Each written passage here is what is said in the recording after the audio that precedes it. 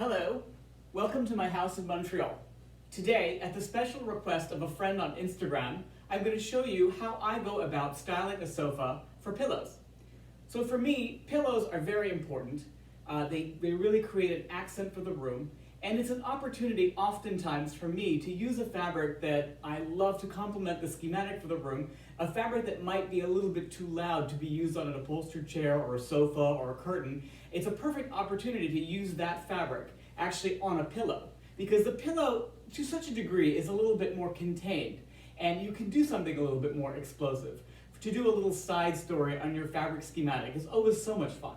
So here we are in my living room. This is the banquette sofa. It's a beautiful blue velvet. It's very strong and it anchors the room. So one of the fabrics that I originally wanted to use for this room was a flame stitch from Schumacher. It's a beautiful fabric.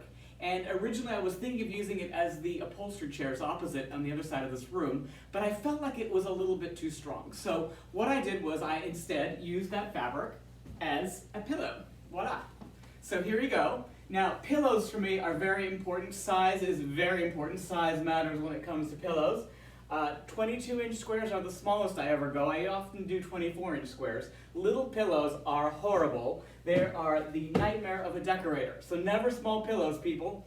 The way that I go around puffing my pillows is actually to twirl them round and round until they're nice and plump, and no karate chops. Never karate chops. So again, the idea for me is to really contrast the sofa that I'm working with. So another element that I wanted to bring onto this sofa was a little bit of a yellow. I always think that yellow and blue work so well together. So I fabulously found this wonderful yellow silk that I love. Perfect accent for the corner. Look how pretty that is. Again, pumping it up nicely. And it has sort of like a nice personality with the wall color, but it actually doesn't match it 100%.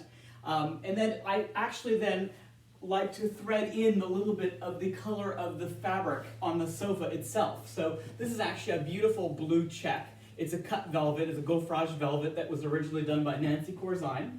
And that actually sits perfectly here as an accent piece. Love that.